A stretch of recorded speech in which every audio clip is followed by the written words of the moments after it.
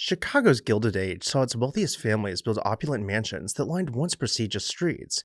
Areas like Prairie Avenue on the south side became known as Millionaires Row, home to magnates such as Marshall Field and George Pullman.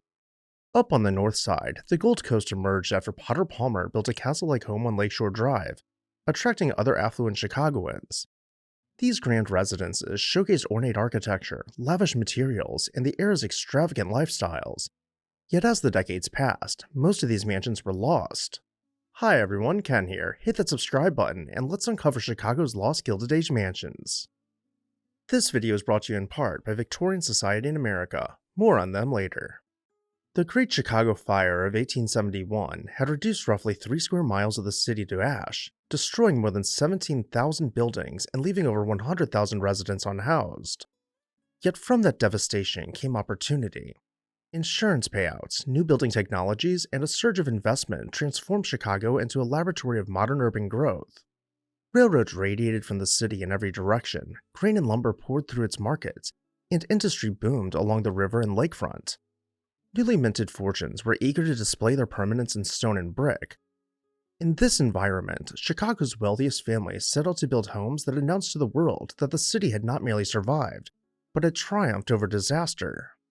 Marshall Field, the famed retail tycoon, completed a palatial mansion at 1905 South Prairie Avenue in the mid-1870s. Designed by Richard Morris Hunt, Field's mansion was a massive red brick and stone residence that reportedly cost over $2 million, the modern equivalent of nearly $50 million. It was considered somewhat austere on the exterior, but filled with luxury inside. Parquet floors of rare wood and a circular walnut staircase. Notably, it was Chicago's first electrically lit home, a marvel of modern innovation in the 1880s. In January 1886, Field hosted the legendary Mikado Ball in his mansion, a $75,000 costume ball inspired by Gilbert and Sullivan opera, attended by 500 guests dancing under electric lights. After Field's passing in 1906, the mansion saw declining family use and was eventually repurposed. By 1937, it had been donated for use as an art school, and later it housed an aviation training school during World War II. The once exclusive Prairie Avenue neighborhood had deteriorated as heavy industry encroached and wealthy families moved away. Finally, in 1955, Rutgers began the difficult job of demolishing the 79-year-old Field mansion. Its lavish features, from carved mahogany walls to a private bowling alley in the carriage house, were all swept away to make room for a new build. Another anchor of Prairie Avenue's glory days was the mansion of George Pullman, the railroad sleeping car magnate. Built between 1873 and 1877 at 1729 South Prairie Avenue, the Pullman Mansion was an immense 3-story residence that nearly filled a city block. It was constructed of rich brownstone in the Second Empire style. Inside, Pullman included every conceivable luxury: a 200-seat private theater, a billiards room, a bowling alley, a conservatory of tropical plants, all designed for grand entertaining.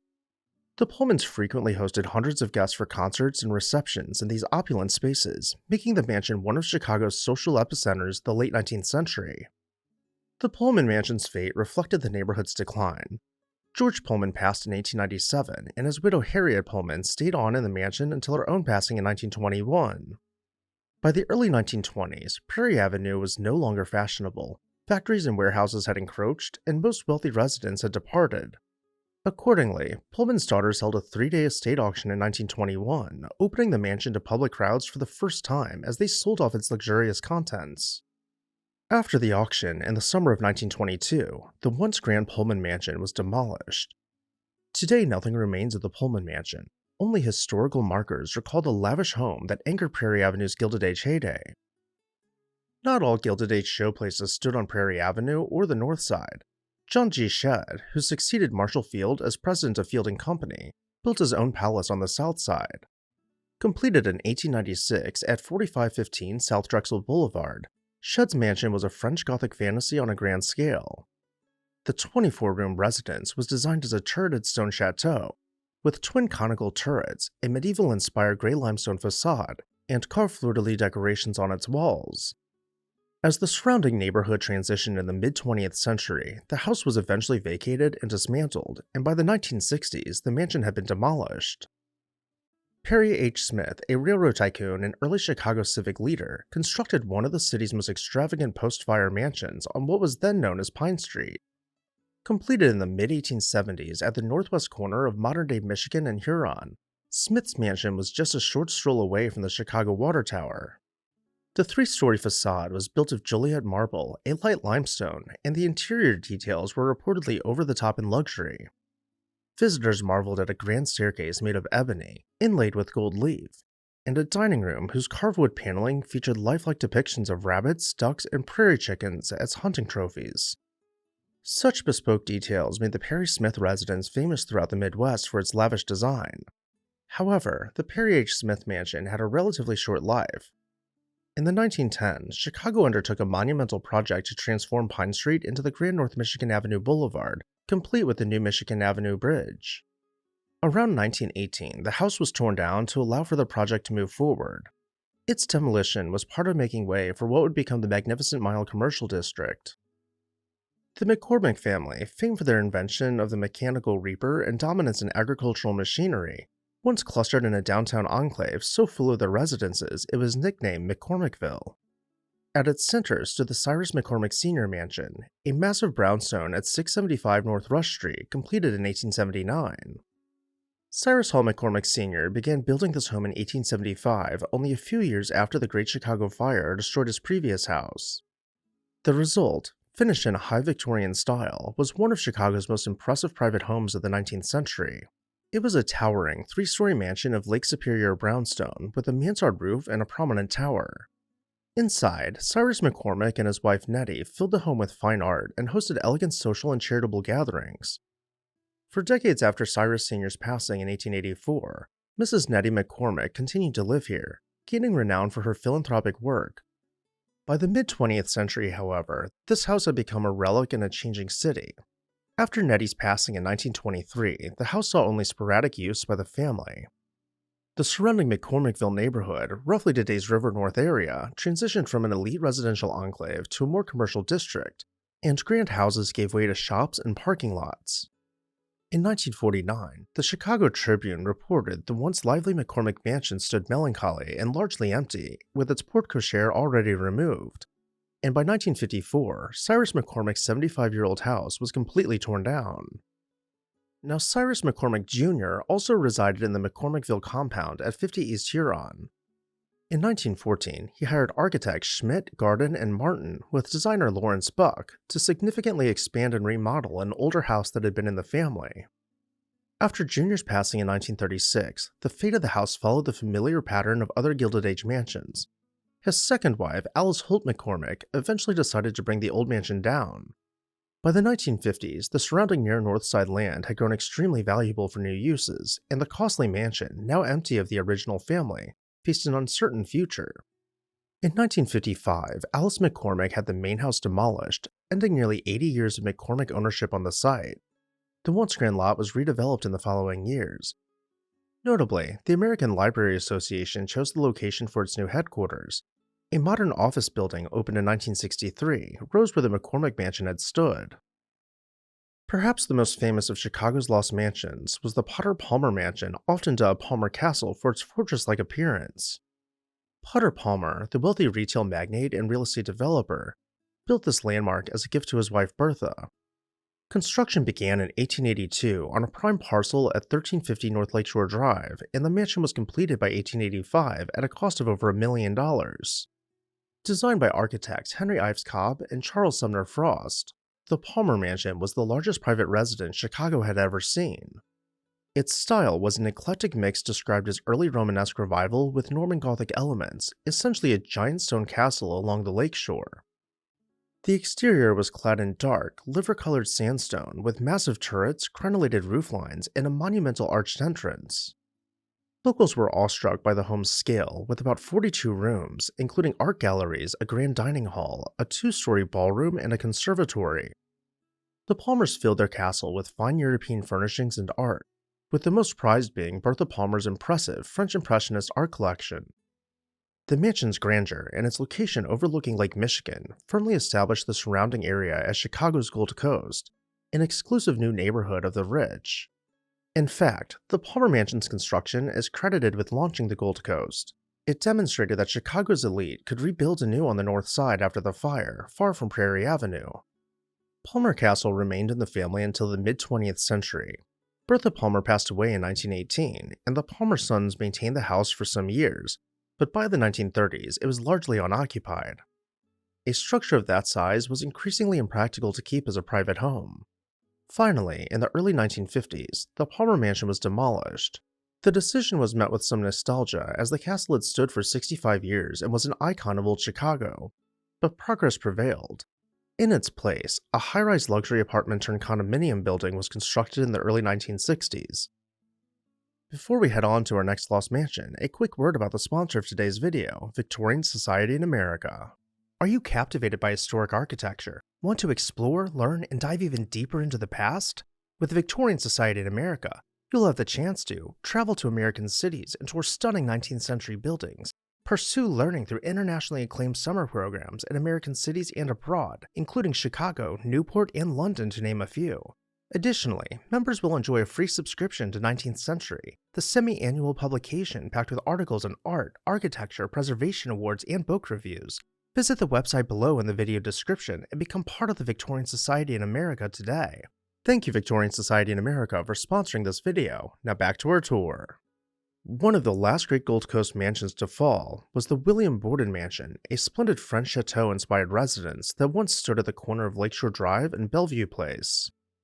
William Borden, heir to a wealthy trading family, had this mansion built from 1884 to 1886 and designed by none other than Richard Morris Hunt, the same prominent architect behind New York's Vanderbilt mansions.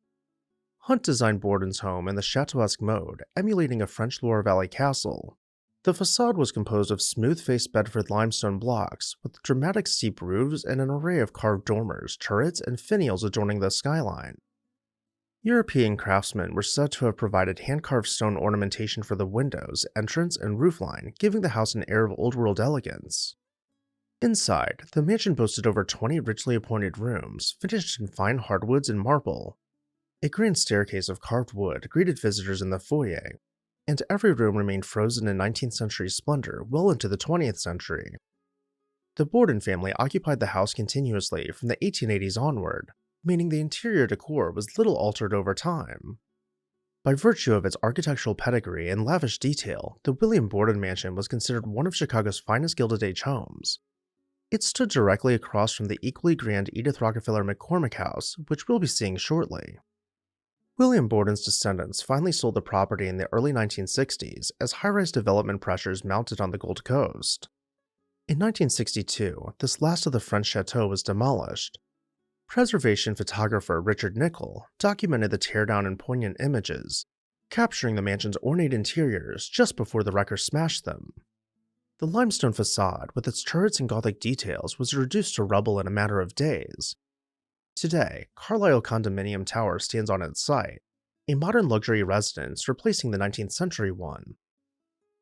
Now about that other McCormick house. The marriage of Harold Fowler McCormick, a son of Cyrus McCormick, to Edith Rockefeller, daughter of John D. Rockefeller, united two of the era's greatest fortunes, and their homes reflected it. In Chicago, Harold and Edith McCormick resided in a magnificent mansion at 1000 Lakeshore Drive, a house originally built in 1883 for banker Nathaniel Jones, and designed by architect Solon S. Beeman. The McCormicks purchased it in the early 1900s and made it one of the city's social centers. With a corner tower and a sweeping Lakeshore Drive frontage, the home was both imposing and stylish, befitting Edith Rockefeller McCormick, who became known as the Queen of Chicago society. From this base in the city, the McCormicks contributed enormously to Chicago's cultural life. They helped establish a resident opera company and funded major civic projects. Edith in particular hosted literary salons and musical events in the mansion's refined parlors. During the 1910s, however, Edith began spending less time in Chicago, seeking psychoanalytic therapy in Switzerland with Carl Jung, and the couple's marriage grew strained. They divorced in 1921. After the divorce, Edith kept their Chicago mansion for a time but eventually sold it. The stately manse survived until the early 1950s. In its place now stands a modern high-rise building, as with most former mansion sites. Beyond their Chicago residence, Harold and Edith McCormick had poured immense resources into a legendary suburban estate named Villa Turicum. While not technically in Chicago, it's definitely worth stepping out into Cook County to take a closer look at. Located in Lake Forest, about 30 miles north of the city, Villa Turicum was the McCormick's country palace along Lake Michigan's shore. Harold began building this retreat in 1908, commissioning architect Charles A. Platt to design an Italian Renaissance-style villa set on 300 acres of landscape grounds. Completed around 1912, Villa Turicum featured a 44-room stucco mansion with red tile roofs, inspired by the villas of Renaissance Italy. The McCormick spent a fortune, over $7 million at the time, roughly $250 million today, to create a world of terraced gardens, marble fountains, reflecting pools, and even polo fields on the estate. The grounds were designed to cascade down bluffs to the lake, with grand staircases, sculptured pavilions, and formal Italian gardens dotting the statues and water lilies. For a few shining years, Villa Turicum was among the most magnificent private estates in America. The couple used it primarily as a summer home and for lavish entertainment. Edith received Villa Turicum in the divorce settlement, but she never stepped foot in it again, even though she paid a staff for decades to keep it ready at a moment's notice. After Edith's passing in 1932, Villa Turicum fell into tax debt and disrepair. Eventually, the once-grand estate was abandoned and vandalized, and by the 1930s and 1940s, most of the structures were demolished or collapsed. Chicago's lost Gilded Age mansions tell a story that goes beyond architecture. They reflect a city that once rose from the ashes, proclaimed its wealth in stone and marble, and then reinvented itself again in steel and glass. The very forces that created these palaces, rapid growth, speculation, and relentless modernization, also ensured their destruction. As land values climbed and tastes changed, sprawling single-family estates could not compete with commercial towers and apartment high-rises. What remains are photographs, a few salvaged architectural fragments, and the street grid itself, still echoing with names like Prairie Avenue and Lakeshore Drive. In many ways, Chicago never stopped building, it simply changed what it built, and in doing so, it sacrificed an entire chapter of domestic architecture that once defined its skyline. And with that, I'll turn it over to you. If you could go back in time and save one of these mansions, which one would you choose? Let me know down below in the comments section. I'd also like to say a huge thank you to Victorian Society in America for sponsoring this video. Check out their link in the video description to find out how you can get involved today. As always, thank you all for watching, and I'll see you next time on This House.